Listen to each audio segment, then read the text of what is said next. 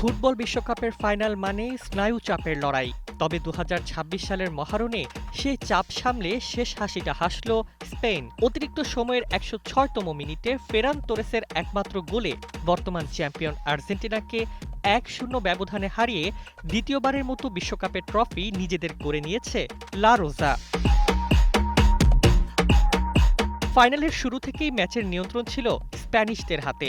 Lamine ইয়ামালের আক্রমণ, নিকো উইলিয়ামসের গতিময়তা আর মাঝমাঠের নিখুঁত পাসিংয়ের চাপে পড়ে যায় আর্জেন্টিনা। প্রথম ৪৫ মিনিটে বল দখলে ৬৫% এগিয়ে থাকা স্পেন ৩৬৩টি পাস সম্পন্ন করে। বিপরীতে আর্জেন্টিনা দিতে পারে মাত্র ২০০টি।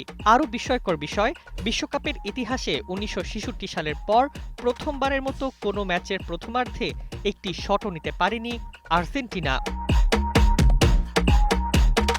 তবুও ম্যাচে প্রাণ ধরে রেখেছিলেন গোলরক্ষক এমিলিয়ানো দিবু মার্তিনেজ। একের পর এক দুর্দান্ত সেভ করে স্পেনকে হতাশ করেন তিনি।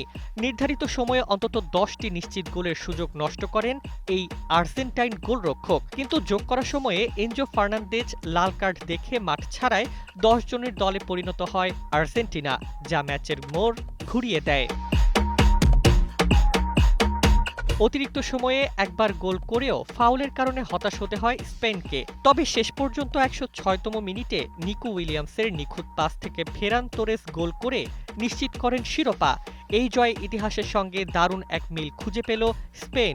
২০১০ সালের বিশ্বকাপেও তারা অতিরিক্ত সময়ে ১-০ ব্যবধানে নেদারল্যান্ডসকে হারিয়ে প্রথমবারের মতো বিশ্ব চ্যাম্পিয়ন হয়েছিল। সেবার নায়ক ছিলেন আন্দ্রেস ইনিয়েস্তা, আর এবার সেই ভূমিকায় Ferran Torres.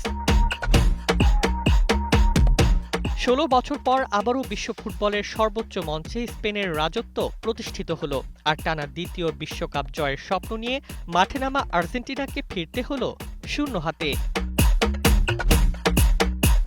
Desk report, Bangladesh bulletin.